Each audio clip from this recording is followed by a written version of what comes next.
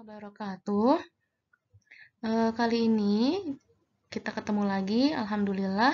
Ini pertemuan pertama setelah PTS ya. Kemarin kita baru saja menyelesaikan penilaian tengah semester. Ini pertemuan pertama kita pasca PTS ya. Kali ini kita akan membahas materi tentang cahaya dan alat optik.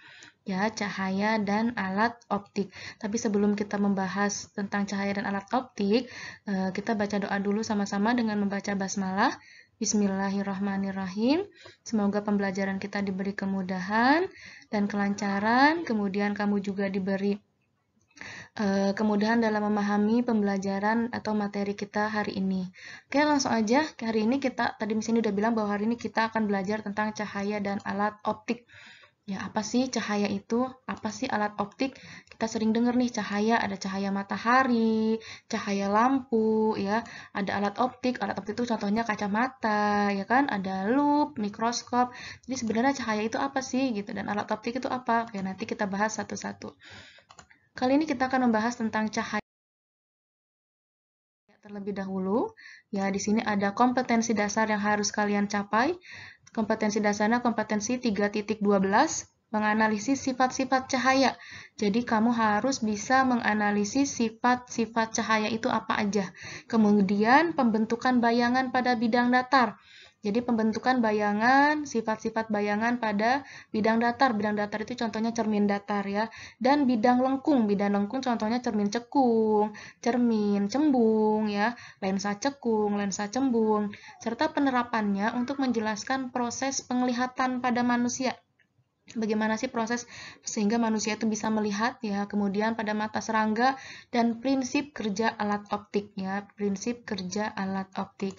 Kemudian untuk kompetensi dasar 4.12-nya menyajikan hasil percobaan tentang pembentukan bayangan pada cermin, baik cermin datar, cermin cekung, cermin cembung, atau pada lensa. Lensa itu ada lensa cekung, ada lensa cembung. Nanti kita akan pelajari sedikit demi sedikit, pelan-pelan nanti akan sampai ke akhir ya, pada lensa cekung dan lensa cembung. Oke, berikutnya ada indikator pencapaian kompetensi yang harus kalian capai. Ya, indikator pencapaian kompetensi atau tujuan pembelajaran. Pertama, kamu harus mengidentifikasi apa aja sih sifat-sifat cahaya itu. Yang kedua, kamu harus mampu menjelaskan hukum pemantulan cahaya, ya, hukum Snellius. Kemudian yang ketiga, kamu harus mampu mendeskripsikan proses pembentukan dan sifat-sifat bayangan. Bagaimana sih proses pembentukan bayangan pada lensa cekung, pada lensa cembung, ya, kemudian sifat bayangannya seperti apa kalau di ruang 1, ruang 2, ruang 3, ruang 4, ruang apa tuh Miss? Nah, nanti kita akan bahas ya, lebih lanjut nanti. Kemudian yang berikutnya ada mengolah dan menyajikan data, serta menarik kesimpulan tentang hubungan antara jarak benda, jarak bayangan, dan jarak fokus. Jadi apa sih hubungannya jarak benda, jarak bayangan, jarak fokus pada cermin cekung dan cermin cembung ya pada peristiwa pemantulan cahaya. Jadi kalau jaraknya misalnya 10 cm, bayangannya seperti apa? Kalau jaraknya ditambah jadi 15 cm, sifat bayangannya jadi seperti apa? Nanti akan kita pelajari ya. Kemudian kamu juga harus mampu mendeskripsikan proses pembentukan dan sifat bayangan pada cermin datar, cermin cekung, dan cermin cembung ya. Jadi pada cermin dan pada lensa. Jadi kalau selama ini kalian beranggapan bahwa cermin dan lensa itu sama, itu salah ya. Jadi cermin dan lensa itu adalah dua benda atau dua hal yang berbeda gitu.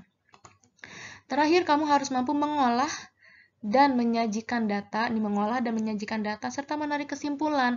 Jadi apa hubungannya sih antara jarak benda, jarak bayangan, dan jarak fokus lensa pada lensa cekung dan cembung pada peristiwa pembiasan. Jadi kalau cermin itu peristiwanya pemantulan, kalau lensa itu peristiwanya pembiasan gitu ya. Lensa itu contohnya lensa kacamata kamu tuh lensa namanya. Cermin contohnya kaca tuh yang suka buat kamu pakai ngaca itu namanya cermin ya. Jadi beda. Next kita bahas ayat Quran tentang cahaya. Jadi sebenarnya fisika itu sama Al-Quran itu nggak berlawanan, tidak berdiri masing-masing, sama seperti fisika dan matematika. Fisika dan Quran itu adalah dua hal yang saling berkaitan ya. Al-Quran dan sains itu saling berkaitan ya. Jadi jauh sebelum para ahli meneliti, sebenarnya Allah telah menyampaikan itu pada dalam Al-Quran. Cuma kadang kitanya aja yang tidak mempelajarinya gitu, atau kitanya kurang rajin baca Qurannya. Jadi di sini bisa ditampilkan beberapa ayat Quran terkait tentang ilmu cahaya. Pertama ada Quran surat ke-91, itu berarti surat Asy-Syams ya, yang bunyinya wasyamsi wadduhaha, yang artinya demi matahari dan sinarnya pada pagi hari. Kemudian ada juga ayat yang berbunyi waja'alal qamara fihinna nuraw waja'ala syamsa siroja, yang artinya dan di sana dia menciptakan bulan yang bercahaya dan menjadikan matahari sebagai pelita yang cemerlang. Berikutnya, tabarakalladzi ja'ala fis sama'i burujaw wa ja'ala fiha sirajaw wa qamaram munira. Maha suci Allah yang menjadikan di langit gugusan bintang-bintang dan dia juga menjadikan padanya matahari dan bulan bersinar. Wa ja'alna sirajaw wa haja, dan kami menjadikan pelita yang terang benderang, yaitu matahari. Yang berikutnya, terakhir, waladzi ja'ala syamsa dia awal qamara nura wa qaddarahu manazila lita'lamu adada sinina wal hisab. Ma khalaqallahu tilka illa bilhaq. Ma khalaqallahu dzalika illa bilhaq. Yufassilul ayati liqaumi ya'lamun. Dialah yang menjadikan matahari bersinar dan bulan bercahaya. Matahari bersinar dan bulan bercahaya. Dari kalimatnya sudah Allah bedakan ya. Matahari bersinar dan bulan bercahaya. Dan dialah yang menetapkan tempat-tempat orbitnya agar kamu mengetahui bilangan tahun dan perhitungan waktu. Ya, jadi memang kita perhitungan waktu ada yang pakai kalender matahari, kalender Syamsiah, ada yang pakai kalender Komariah atau bulan. Kebetulan dalam Islam kita pakai kalender Komariah. Allah tidak menciptakan demikian itu melainkan dengan benar ya. Dia menjelaskan tanda-tanda kebesarannya kepada orang-orang yang mengetahui. Oke, Quran surat 10 ayat 5. Berikutnya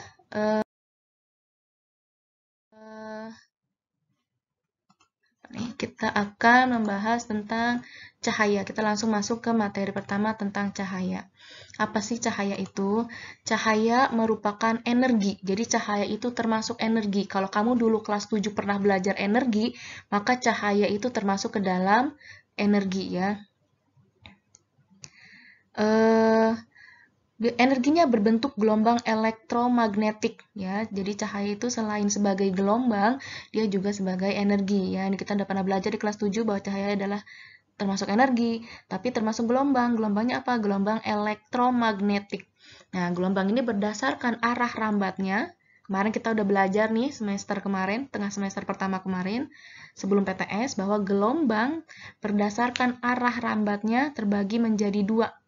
Ada gelombang mekanik, ada gelombang elektromagnetik.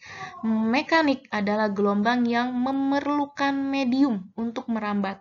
Sedangkan gelombang elektromagnetik adalah gelombang yang tidak memerlukan medium untuk merambat. Jadi, cahaya adalah gelombang yang tidak perlu ada medium untuk merambat. Jadi, nggak perlu ada perantara, dia pasti sampai. Ya, itu adalah cahaya. Berikutnya, cahaya itu apa sih? Cahaya memiliki panjang gelombang sekitar 380 sampai 750 nanometer. Berikutnya, cahaya tidak memerlukan medium untuk merambat. Tadi sudah bisa dijelaskan bahwa karena dia termasuk gelombang elektromagnetik, di mana gelombang elektromagnetik adalah gelombang yang tidak memerlukan medium untuk merambat. Gitu. Berikutnya, kita akan bahas tentang benda-benda di sekitar kita dikelompokkan jadi dua. Ya, benda di sekitar kita itu dikelompokkan jadi dua. Ada benda sumber cahaya, benda yang disebut sumber cahaya. Ada juga yang disebut benda gelap. Ya, ada sumber cahaya, ada benda gelap.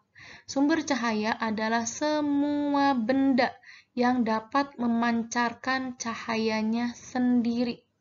Ya, Sumber cahaya adalah semua benda yang dapat memancarkan cahayanya sendiri.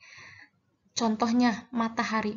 Kalau kamu tadi perhatikan ayat yang sudah Miss Yani sampaikan tadi, di ayat terakhir tadi itu dibilang Allah mengatakan bahwa matahari bersinar dan bulan bercahaya. Di sana Allah sudah pakai kata yang berbeda untuk menyampaikan yang satu bersinar, yang satu bercahaya. Berarti memang ada perbedaan. Ada yang satu bersinar, yang satu bercahaya. Apa sih bedanya? Kalau bersinar, matahari itu berarti dikatakan sebagai sumber cahaya. Artinya matahari itu bisa memancarkan cahayanya sendiri. Nah, kalau yang bercahaya itu disebutnya benda gelap.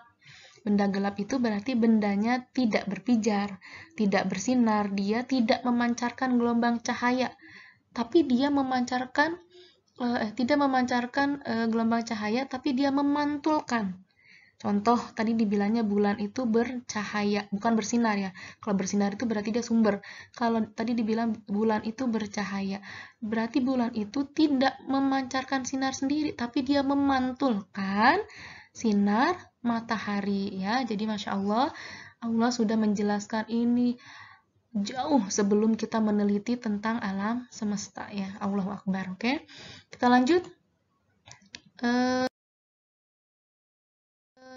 Berikutnya kita akan bahas tentang apa sih benda gelap. Nah, benda gelap itu terbagi menjadi 3 ya. Benda gelap terbagi menjadi 3. Ada benda tidak tembus cahaya, sama sekali tidak tertembus cahaya. Contoh, dinding dan batu. Makanya nih, kalau hati kamu tidak tertembus cahaya hidayah, disebutnya apa? Hatinya batu. Ya, kenapa batu? Karena memang batu itu tidak bisa tembus cahaya. Dinding itu tidak tembus cahaya ya. Kemudian yang kedua, benda gelap itu ada benda bening. Bendanya bening. Dia tidak tembus cahaya, tapi bisa memantulkan cahaya. Contohnya apa? Kaca, cermin, ya, itu benda bening. Kemudian yang ketiga ada benda tembus cahaya. Kalau tadi ada tak tembus, ini tembus cahaya, tapi tidak bening. Contohnya apa? Kertas dan air keruh, ya. Jadi dia tembus cahaya tapi warnanya tidak bening gitu ya. Jadi ada yang tidak tembus sama sekali, contohnya batu, ada yang bening, contohnya kaca, ada yang tembus tapi tidak bening, contohnya kertas dan air keruh. Oke, kita lanjut.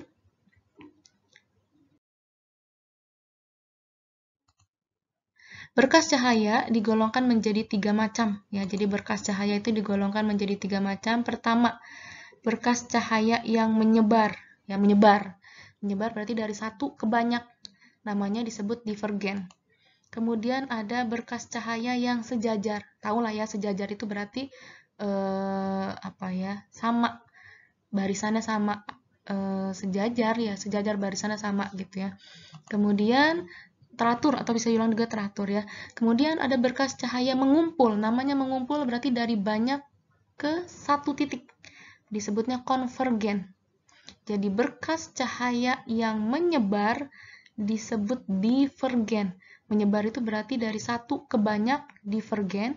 Dari banyak ke satu itu disebut konvergen atau mengumpul. Jadi harus diingat ya bedanya. Kalau yang menyebar, divergen itu berarti dari satu titik ke banyak titik. Kalau konvergen itu berarti mengumpul, berarti dari banyak titik ke satu titik. Oke, lanjut.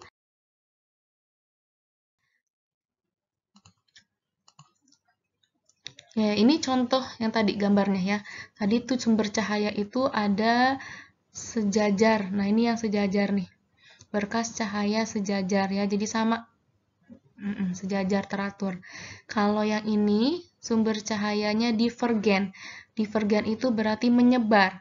Menyebar berarti dari satu titik ke banyak titik. Ya, dari satu titik ke banyak titik. Kalau konvergen disebut juga mengumpul. Namanya mengumpul dari banyak titik ke satu titik. Jadi harus bisa dibedakan ya. Berikutnya sifat cahaya. Apa aja sih sifat-sifat cahaya? Jadi nggak cuma manusia yang punya sifat. Ya, si cahaya ini juga punya sifat apa? Yang pertama, cahaya dapat merambat lurus. cahaya merambat lurus. Contohnya apa? Kamu pernah lihat lampu senter? Lampu senter itu contoh cahaya merambat lurus ya. Berikutnya, cahaya dapat dipantulkan. Ya, cahaya dapat dipantulkan. Ketika benda terkena cahaya, cahaya yang mengenai benda tersebut akan dipantulkan. Contoh, ketika kamu misalnya cahaya matahari mengenai cermin, maka akan dipantulkan gitu ya. Jenis pemantulan ini nanti terbagi jadi ada dua nih, ada pemantulan teratur, ada pemantulan baur. Akan kita bahas next ya, berikutnya. Yang ketiga, sifat cahaya menembus benda bening. Ya, sifat cahaya yaitu dapat menembus benda bening. Contohnya misalnya kamu mengarahkan lampu senter ke gelas yang ada isinya air tapi airnya bening. Itu biasanya sinarnya akan tembus ya, jadi bisa menembus benda bening. Berikutnya, cahaya akan dibiaskan atau dapat dibiaskan. Ya, cahaya itu dapat dibiaskan. Itu misalnya gimana? Misalnya kamu pernah ngeliat pensil yang ada di dalam gelas seolah-olah terlihat patah. Nah, itu adalah contoh pembiasan cahaya. Kenapa? Karena di sana ada indeks bias udara dan ada indeks bias air. Di mana indeks bias udara sama air itu nggak sama, jadi seolah-olah patah pensilnya ya. Itu nanti kita bahas berikutnya. Sekarang kita bahas sifatnya dulu. Oke, berikutnya. Yang terakhir itu ada cahaya dapat diuraikan. Apa maksudnya, Miss, cahaya dapat diuraikan? Artinya, misalnya kayak cahaya matahari.